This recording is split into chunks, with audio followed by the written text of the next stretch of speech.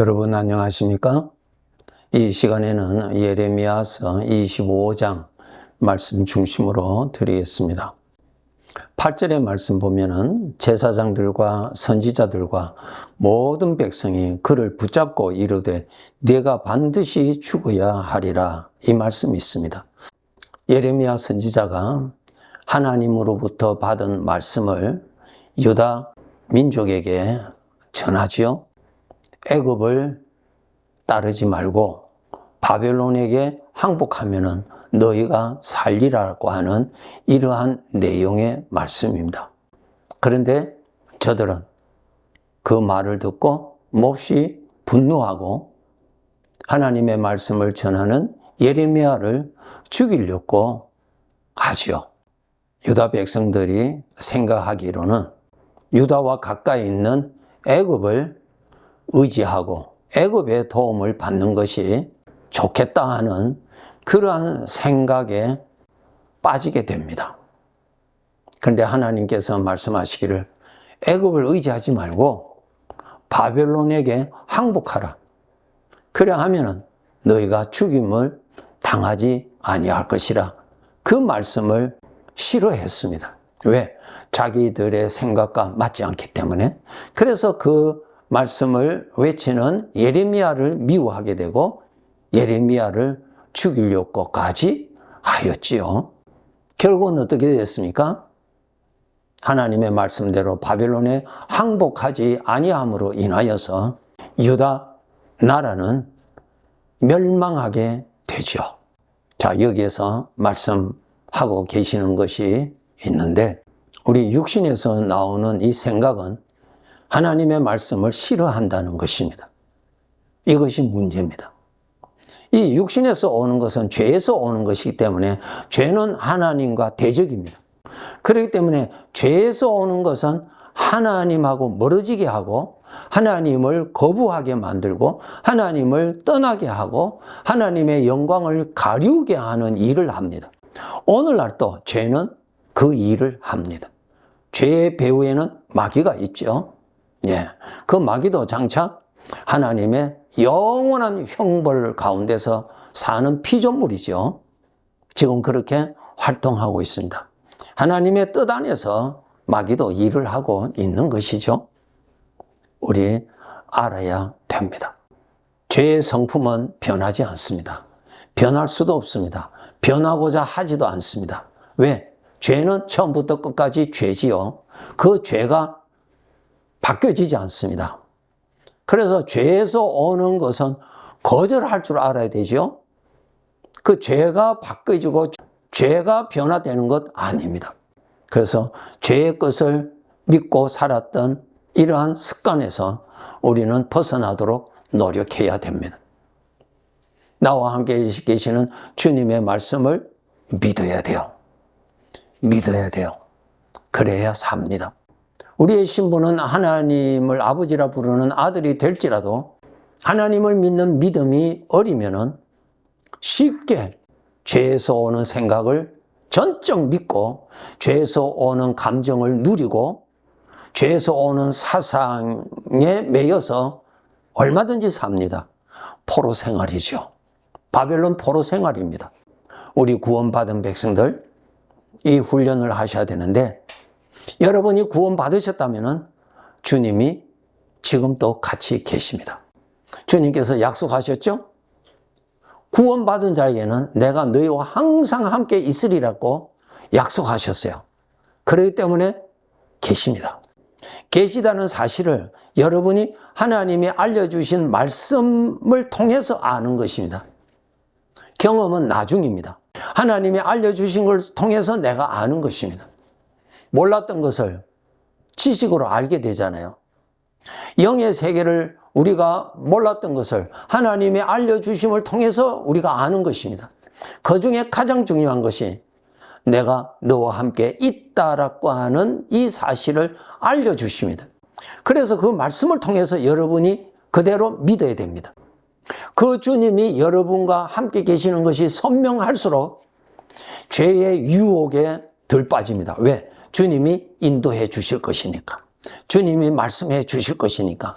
그것은 너를 죽이는 것이라고 알려주실 것이니까. 여호와는 나의 목자시라. 목자가 같이 계십니다. 그분이 나와 함께 계셔서 그때그때 나를 알려주시고 나를 인도해 주십니다. 그렇기 때문에 가장 중요한 것이 여러분이 구원받으셨다면 주님은 영으로 성령으로 함께 계십니다. 하나님이 알려주신 대로 생각하셔야 됩니다. 그래서 여러분이 기도하실 때 하나님께서 알려주신 대로 주님이 함께 계심을 감사합니다. 이렇게 기도하면서 그 생각이 뿌리를 잘 내리도록 훈련해야 됩니다.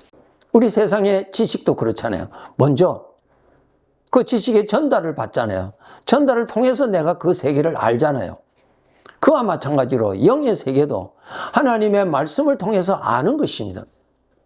눈으로 보이지 아니하고 손으로 만질 수 없는 그 영의 세계를 하나님이 말씀으로 알려주셔서 아는 것입니다. 정확하게 아는 것입니다. 여러분, 이 나그네의 삶을 마치면 우리가 이 세상을 떠나죠? 어디로 떠납니까? 우리는 모르죠.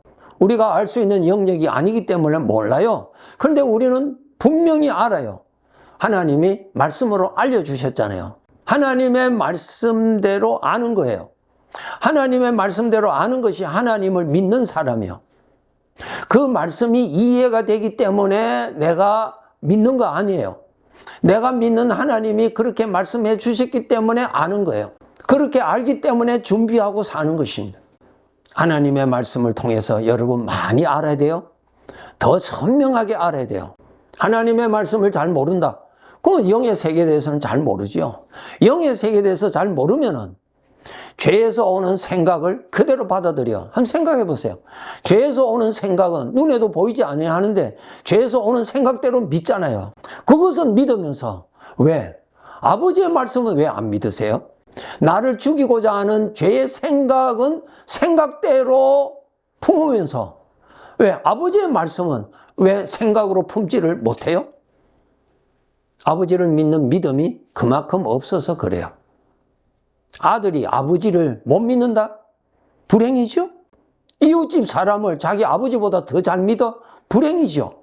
나를 사기치려고 하는 그 사기꾼을 내 아버지보다도 더 믿어요. 불행이에요, 여러분. 자신을 믿는다? 아버지를 그만큼 못 믿어서 그래요. 자기 자신은 죄의 생각의 종로로 타는데요. 죄의 생각의 종로로 타고 있는 자기 자신을 믿어요? 그 죄를 믿는 것입니다. 우리 하나님의 백성들, 하나님을 믿는 자로 살아야 돼요. 하나님을 믿는 믿음이 주어지기 위해서는 어떻게 해야 된다고요? 하나님을 자주 만나세요. 사람과의 관계도 그래요. 인사 정도 아는 사람이 있고 그 사람을 신뢰할 수 있는, 인격적으로 신뢰할 수 있는 믿음의 관계가 형성된 이웃도 있고요. 그렇죠? 하나님을 믿는 믿음이 형성되어야 돼요. 그 믿음이 형성되려면 하나님을 만남이 자주 있어야 돼요. 자주 만나야 믿음이 형성이 됩니다.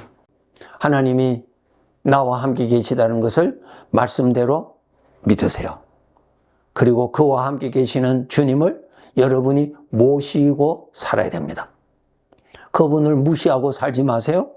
깨어있지 아니하면 내 눈에 보이지 아니하기 때문에 오늘도 주님을 무시하고 얼마든지 살아갈 수 있어요. 참 평생 우리가 깨어서 훈련해야 할 부분이 이 부분입니다. 여러분이 구원 받으셨다면 주님은 어제도 계셨고 오늘도 계시고 내일도 계십니다. 왜? 주님이 그렇게 하겠다고 약속하셨기 때문에 그렇습니다. 그러면 약속대로 나와 함께 계시는 주님을 내가 인격적으로 모셔야 되죠? 시편 16편에 다윗이 그랬죠. 내가 항상 내 앞에 여호와를 모시고 살았다 그랬어요. 참 귀한 훈련입니다. 나 혼자 인생 사는 것 아니에요? 주님이 같이 계시는 삶을 사는 사람입니다. 복이지요? 그런데 주님은 같이 계시는데 나는 몰라요? 영적인 소경이죠. 얼마나 불안합니까? 주님이 보여야 불안해서 자유하지요. 엉뚱한 생각에서 벗어나지요. 주님이 안 보이니까 불안한 거예요. 영적 소경이에요. 라오디게아 교회를 향하여서 영적 소경이라 그랬어요. 주님 함께 계십니다. 그것을 알고 주님을 모시고 주님을 자주 만나면은 믿음이 더욱더욱 견고해집니다. 누가복음 1장에 보면은 시므온이라고 하는 성도가 있었는데 그 시므온에게는 성령님이 항상 같이 계셨다. 그렇게 기록되어 있어요. 얼마나 귀한 사람이에요? 하나님의 영이 항상 같이 계시는 사람이었어요. 시므온과 같이 저와 여러분에게도 그 동일하신 성령님이 항상 같이 계시는 사람입니다. 문제는 그것을 내가 아는 사람이 있고 그것을 내가 모르고 사는 사람이 있어요. 영적 소경으로 사는 사람은 성령님이 비록 같이 계실지라도 그는 두려움에 살아갈 수밖에 없어요. 왜? 하나님은 보이지 않으니까. 자기 속에서 일어나는 죄의 성품에서 나오는 이 걱정 저 걱정에 휩싸여서 살아가게 됩니다.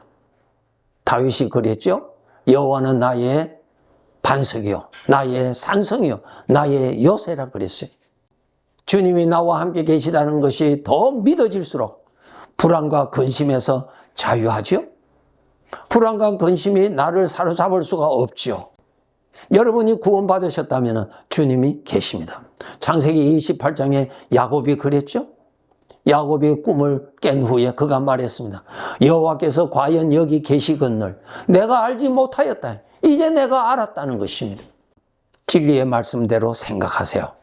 마귀가 준 생각대로 생각하지 말고 그는 사기꾼이요.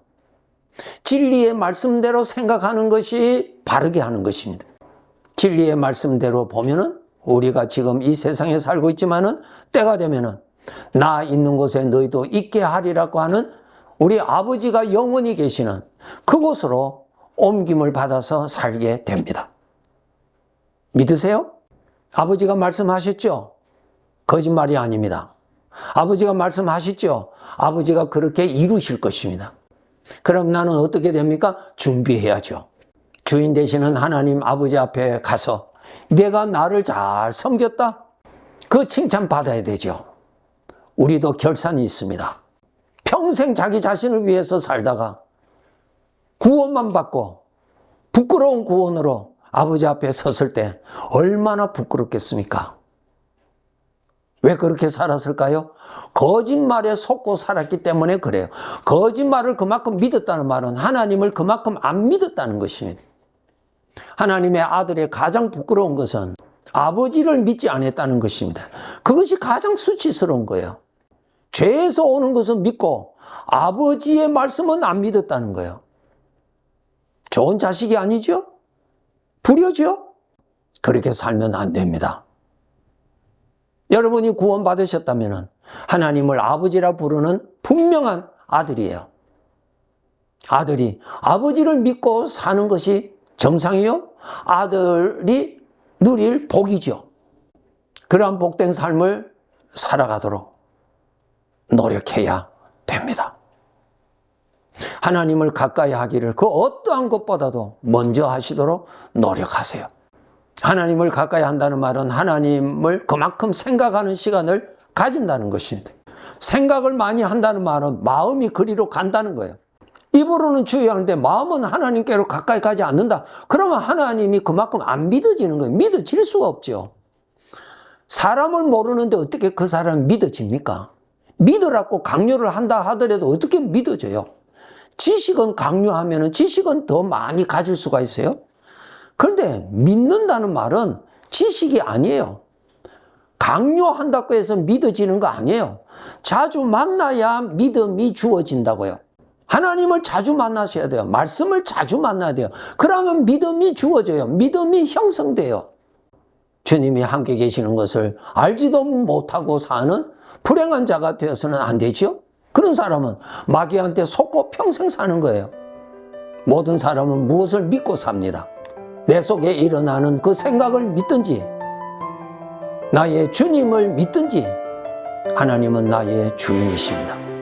하나님은 유일하신 나를 사랑하시는 나의 아버지 하나님이십니다.